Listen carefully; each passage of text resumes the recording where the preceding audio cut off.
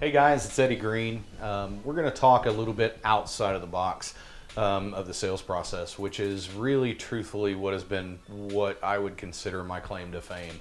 And that's finding your way in, even when the door has been slammed in your face. A, do you have the passion? B, do you have the tenacity to not take no for an answer? Because if you truly believe that the service that you're providing, the clients that you're servicing, or potential clients that you want to service is the best, then you should never ever take no for an answer. There's ways to do that and to be respectful and to find your way in, because let's face it, if you take a look at any building, there are many doors and many windows to every building. So just because you walk up to the first door and that door is locked, and the second door is locked, and the third door is locked, and the basement door is locked, doesn't mean that all the windows are locked. So how do you make that relevant in the sales process when you've been told no? Well, here's the big mistake that I see most salespeople make. You're saying the same thing over and over again, expecting a different result, and that is ridiculous. You have to be a critical, out-of-the-box thinker. You have to decide, okay, if I can't get my foot in the door by showing them the service, showing them that my service is the best, what's another way I can get in? Okay, well, let's talk about that.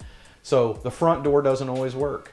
You're gonna go in, you're gonna go tell them something that they've seen 100 times.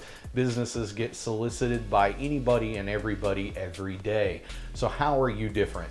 Well, if the front door didn't work, you walk in, you give them your spiel, they don't want to let you talk to anybody, we already have that, whatever the excuse is.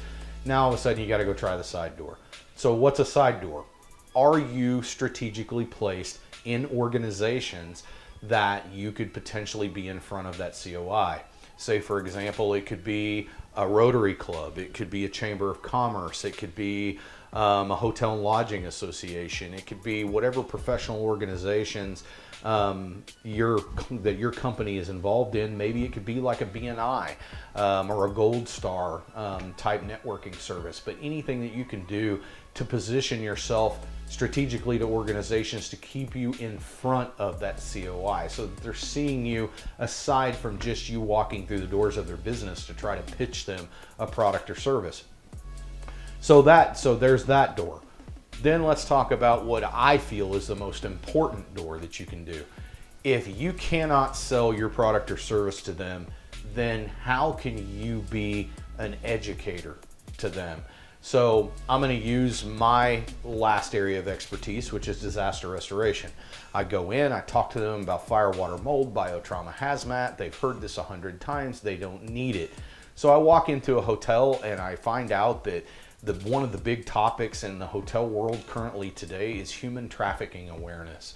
I hate that our society has come to that, but so what do? I go to the Homeland Security website, I go get trained and get my certification to be able to teach human trafficking awareness, get trained to be able to teach active shooter. So now whenever I go in, I say, hey, what if I come in and do an in-service? I'll cater lunch for your team.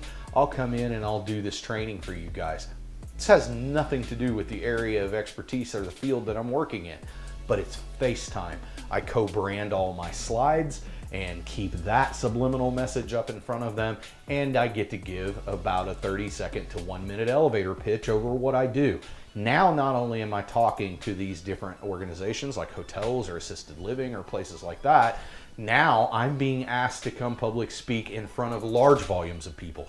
So now my center of influence and my expansion has grown, it's broadened, and I'm speaking not necessarily on behalf of that industry, but now all of a sudden I have my foot in the door with co-branded slides, and now I'm becoming a trusted partner with them. Again, we talked about trust. It's all about trust. So I got my foot in the door. The other thing too, don't be afraid, owners, to spend money to make money.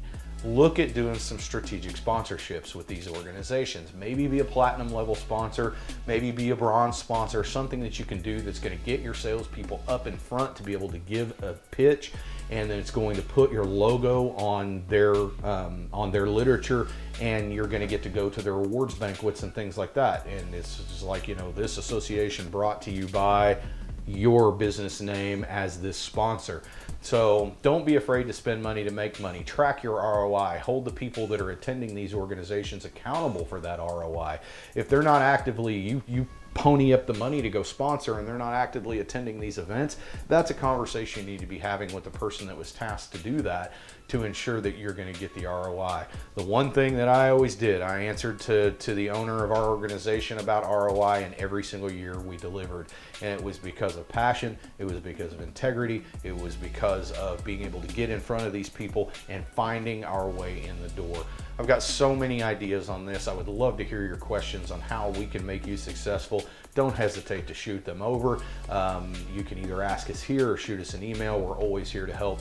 Thanks for watching.